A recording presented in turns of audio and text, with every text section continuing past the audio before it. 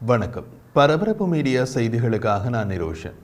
இஸ்ரேலிய பாதுகாப்பு படை IDF, உள்ளக உளவுத்துறை ஷின்பெட் மற்றும் காவல்துறையினரின் யமாம் ஆகியவை இணைந்து நடத்திய அதிக ஆபத்துள்ள கூட்டு நடவடிக்கையில் மத்திய காசாவின் நுசிராட்டில் உள்ள 2 வெவ்வேறு இடங்களிலிருந்து ஒரே நேரத்தில் 4 பணிய கைதிகள் மீட்கப்பட்டனர் என்று IDF அறிவித்துள்ளது.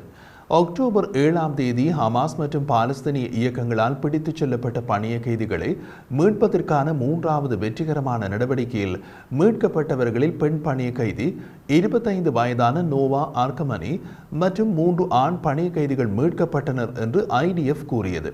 அக்டோபர் 7ஆம் தேதி ஹமாஸ் மற்றும் பாலஸ்தீனிய இயக்கங்கள் இஸ்ரேலுக்குள் புகுந்து பெண்கள், வயோதிபர்கள், குழந்தைகள் உட்பட 1200 பேரை கொன்று பாலியல் பலாத்காரம் செய்த ஹமாஸ் மற்றும் பாலஸ்தீனிய இயக்கங்கள் கடத்தி கொண்டு ஓடியவர்களில் இந்த 4 பேர்களும் அடங்குகின்றார்கள். இஸ்ரேலில் நடந்த சூப்பர்னோவா திருவிழாவில் இருந்து காசா பகுதிக்கு ஹமாஸால் இவர்கள் கடத்திச் செல்லப்பட்டனர். இப்போது அவர்கள் காசாவில் பொதுமக்கள் இருப்பிடங்களில் அடைத்து வைக்கப்பட்டிருந்த இடத்தில் காவல் புரிந்த ஆயுதமேந்திய ஹமாஸ் உறுப்பினர்களை பட்டப்பகலில் சுட்டு வீழ்த்திவிட்டு இஸ்ரேலிய பாதுகாப்பு படையினரால் மீட்கப்பட்டுள்ளனர். இந்த நடவடிக்கையின் போது அறியப்படாத எண்ணிக்கையிலான பாலஸ்தீனிய துருப்புக்கள் மற்றும் பொதுமக்கள் கொல்லப்பட்டனர். காவலுக்கு இருந்து ஆயுதமேந்திய ஹமாஸ் துருப்புக்கள் அனைவரும் கொல்லப்பட்டதாக IDF குறிப்பிட்டது. ஆனால் சில பாலஸ்தீனிய பொதுமக்களும் கொல்லப்பட்டிருக்கக்கூடிய சாத்தியக்கூறுகளை IDF குறிப்பிட்டுள்ளது. IDF-இன் கூற்றுப்படி சுமார் 90 பாலஸ்தீனியர்கள் கொல்லப்பட்டிருக்கலாம். ஆனால் பொதுமக்களின் பகுதிகளில் பணிய கைதிகளின் சிக்கலான தன்மை மற்றும் நடவடிக்கையின் இறுதி நேரத்தில் ஏற்பட்ட ஒரு முக்கியமான குழப்பம் ஆகியவை திட்டத்தை மாற்றிவிட்டன. இஸ்ரேலிய துருப்புக்களின் நகர்வு பாலஸ்தீனிய பொதுமக்களுக்கு தெளிவாக தெரியவில்லை. ஆனால் தமது அடுத்த வீட்டில் பணிய கைதிகள் உள்ளார்கள் என்பதோ, அவர்களுக்கு 8 மாதங்களாக துப்பாக்கி ஏந்திய ஹமாஸ் உறுப்பினர்கள் காவல் இருக்கிறார்கள் என்பதோ புரியாத அளவில் பாலஸ்தீனியர்கள் இருப்பார்கள் என்று நம்புவதற்கு இடமில்லை. இது மிக எளிமையான பொது அறிவு. அந்த இடம் தாக்கப்படும் என்று ஊகிப்பது அதைவிட மிக மிக எளிமையான பொது அறிவு. நீங்களும் உங்கள் குடும்பமும் அப்படியான இடத்தில் இருந்தால் என்ன செய்வீர்கள்? உடனடியாக புறப்பட மாட்டீர்களா? எல்லாவற்றையும் விட மேலானது நமது உயிரல்லவா? அப்படியிருந்தும் அதிக பொதுமக்கள் கொல்லப்பட்டிருந்தால் அவர்களை அங்கிருந்து நகர விடாமல் ஹமாஸ் தடுத்திருக்கிறது என்று அர்த்தம் வரும். அதற்கு ஐநா கொடுத்துள்ள பெயரும் மனித கேடயம். இஸ்ரேலின் இந்த அதிரடி நடவடிக்கை IDF மற்றும் இஸ்ரேலிய பொதுமக்களின் மத்தியில் ஒரு புதிய நம்பிக்கையை ஏற்படுத்தியது. ஆனால் ஹமாஸுக்கு ஏற்பட்டுள்ள இந்த தோல்வி அவர்கள் பிடித்துச் சென்ற மற்ற இஸ்ரேலிய பொதுமக்கள் பணிய கைதிகள் மீது ஹமாஸ் தனது பாதுகாப்பை மேம்படுத்துவதற்கு வழிவகுக்கும். இது ஹமாஸ் பெரிய அளவில் வைத்திருக்கும் பெரிய அளவிலான மூலோபாய சூழ்நிலைகளை பாதிக்குமா என்பது தெளிவாக இல்லை. ஹமாஸ் இஸ்ரேலில் இருந்து பிடித்துச் சென்றவர்களில் இன்னமும் 120 பணிய கைதிகள் வெவ்வேறு இடங்களில் மறைத்து வைத்துள்ளது. இஸ்ரேலில் இருந்து ஹமாஸ் பிடித்துச் சென்றவர்களில் பெண்கள், குழந்தைகள், வயதானவர்கள் என பொதுமக்கள் இன்னமும் ஹமாஸால் அடைத்து வைக்கப்பட்டுள்ளார்கள். பாலஸ்தீனிய மக்கள் குடியிருப்புகளில் ஹமாஸ் தாம் பிடித்து சென்ற பெண்கள் உட்பட பணிய கைதிகளை அடைத்து வைத்திருப்பது பாலஸ்தீனிய பொதுமக்களுக்கு தெரியாதிருக்க முடியாது. அவர்கள் மத்தியில் பணிய கைதிகளை ஹமாஸ் அடைத்து வைத்திருப்பது அதை பற்றி நன்கு தெரிந்து கொண்ட பொதுமக்களுக்கே உயிரிழப்புகளை அதிகமாக ஏற்படுத்தும். இஸ்ரேலில் இருந்து ஹமாஸ் கடத்தி சென்று காசாவில் பணிய கைதியாக வைக்கப்பட்டிருந்த நோவா ஆர்கமனி என்ற பெண்ணுக்கு வயது 25. உலகின் தீவிரவாதமற்ற இயல்பு வாழ்க்கை வாழும் பொதுமக்கள் பலருக்கு 25 வயதில் சகோதரியோ மனைவியோ இருக்கலாம். அந்த வயதில் ஒரு பெண்ணை ஹமாஸ் செயற்பாட்டாளர்கள் மோட்டார் பைக் ஒன்றில் பலவந்தமாக ஏற்றி அந்த பெண் கதற கதற கொண்டு போன காணொளி வெளியாகி மனிதத்தை மதிப்பவர்களை திடுக்கிட வைத்தது. மனிதர்கள் வாழும் உலகில் அதிர்வலைகளை ஏற்படுத்தியது. அந்த பெண்ணின் தாய் மூளைக்காய்ச்சலால் பாதிக்கப்பட்டிருந்தார். தாம் இறப்பதற்கு முன் மகளை ஒருமுறை பார்க்க வேண்டும் என்ற கோரிக்கையுடன் அவர் வெளியிட்ட காணொளி மனிதர்களை பதற வைத்தது. அந்த பெண்ணை எப்படியாவது ஹமாஸின் அடைத்து வைத்தலில் இருந்து மீட்பது என்று இஸ்ரேலிய பாதுகாப்பு படை முடிவு செய்து உளவு தகவல்களை திரட்டி ஹமாஸால் பிடித்துச் செல்லப்பட்ட அந்த 25 வயது பெண்ணை இப்போது மீட்டுள்ளது.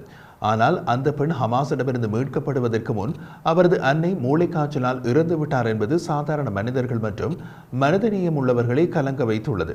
ஒரு விதத்தில் சொல்லப்போனால் ஹமாஸ் பிடித்து சென்ற பெண் கைதி ஆர்கமனியை விடுவிப்பதற்கான நடவடிக்கை அதிக சிரமமின்றி முடிந்தது.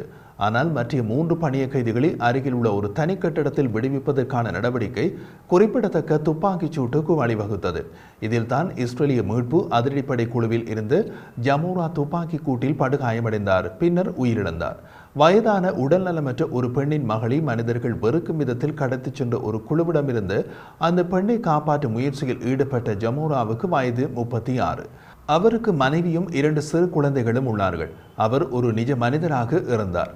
இஸ்ரேலில் இருந்து கடத்திச் செல்லப்பட்ட 4 பொதுமக்களை ஹமாஸ் அடைத்து வைத்திருந்த 2 கட்டிடங்களும் 3 முதல் 4 மாடிகள் உயரமானவை. இந்த நடவடிக்கை பல மாதங்களுக்கு முன்பு திட்டமிடப்பட்டது.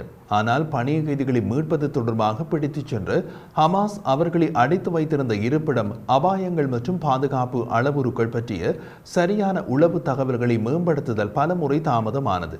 ஒரு கட்டத்தில் ஹமாஸால் பிடித்துச் செல்லப்பட்டு அடைக்கப்பட்டிருந்த பெண் பணிய கைதி ஆர்கமனியை மீட்பதற்கு மட்டுமே இந்த நடவடிக்கை இருக்க போகிறது என்று முடிவு செய்யப்பட்டது. ஆனால் அடுத்த கட்டத்தில் 2 இடங்களிலும் ஒரே நேரத்தில் அதிக ஆபரேஷனை மேற்கொள்ள முடிவு செய்யப்பட்டது. காரணம், அதற்கு அருகே 2வது இடத்தில் உள்ள மற்ற 3 பணிய கைதிகளை துப்பாக்கி ஏந்திய ஹமாஸ் உறுப்பினர்கள் கொன்றுவிடுவார்கள் என்ற சாத்தியம் இருந்தது. ஹமாஸ் பல பணிய கைதிகளை அடைத்து வைத்திருக்கும் சுரங்க பாதைகளுக்கு மாறாக நிலத்துக்கு மேலே உள்ள சிவிலியன் அடுக்குமாடி குடியிருப்புகளில் பணிய கைதிகள் வைக்கப்பட்டிருப்பதன் மூலம் நடவடிக்கையின் ஒரு பகுதி எளிதாக்கப்பட்டது. மறுபுறம் பணிய கைதிகளை வைத்திருப்பவர்களில் சிலர் ஹமாஸின் உத்தியோகபூர்வ உறுப்பினர்கள் அல்ல. அவர்கள் ஹமாஸின் இப்படியான நடவடிக்கைகளை ஆதரிக்கும் மற்றும் அதில் விருப்பம் கொண்ட பொதுமக்கள் என்று தெரிய வந்தது. ஹமாஸால் பிடித்துச் செல்லப்பட்ட பணிய கைதிகளின் இருப்பிடத்தை சிறப்பாக மறைக்கவும் அவர்களை மேற்பார்வையிடவும் ஹமாஸிடம் பணம் பெற்ற பொதுமக்கள் என்று தெரிய வந்தது. இது முழு நடவடிக்கையிலும் சிக்கல்களை ஏற்படுத்தியது. காரணம், இஸ்ரேலில் இருந்து ஹமாஸ் பிடித்துச் சென்று பணிய கைதிகளாக அடைத்து வைக்கப்பட்ட பொதுமக்களை பாதுகாக்க இருந்த பாலஸ்தீனிய பொதுமக்கள் குடும்பங்களாக குழந்தைகளுடன் அருகில் இருந்தார்கள். எந்த ஒரு தாக்குதலும் அவர்களை முடித்துவிடும். ஆனால் வேறு வழி இல்லை. பிரதமர் பெஞ்சமின் நேதன்யாகு, பாதுகாப்பு அமைச்சர் ஜோவ் காலன் மற்றும் தேசிய ஒற்றுமை கட்சி அதிகாரிகள் பெனி கான்ஸ் மற்றும் காடி ஐசன்ஹோட் உட்பட போர் அமைச்சரவை கொள்கை அடிப்படையில் இந்த நடவடிக்கைக்கு இறுதியாக அங்கீகாரம் கொடுத்தது. அதன் பின்னரே ஹமாஸால் பிடித்துச் செல்லப்பட்டு அடைத்து வைக்கப்பட்டவர்களை மீட்கும் தாக்குதல் நடத்தப்பட்டது. அதில் பணிய கைதிகள் உயிருடன் மீட்கப்பட்டார்கள். அவர்களை பிடித்துச் சென்று அடைத்து வைத்து காவல் புரிந்த ஹமாஸ் உறுப்பினர்கள் மற்றும் பொதுமக்கள் கொல்லப்பட்டார்கள். இதில் நேரடியாக தொடர்பற்ற பொதுமக்கள் சிலரும் கொல்லப்பட்டிருக்கலாம் என்கின்றது இஸ்ரேலிய பாதுகாப்பு படை. இந்த தாக்குதல் எதற்காக நடந்தது? மீட்கப்பட்ட 4 பேரும் யார்? அவர்கள் எப்படி காசாவுக்குள் போனார்கள்? ஒரு நாடு தமது பிரஜைகளை இப்படியான சூழ்நிலையில் மீட்பது சரியா தவறா? இதற்கான பதில்களை நாம் கூறப்போவதில்லை. இவற்றையெல்லாம் உங்களது அறிவாற்றலின் அளவில் முடிவெடுக்க வேண்டியவர் நீங்களே.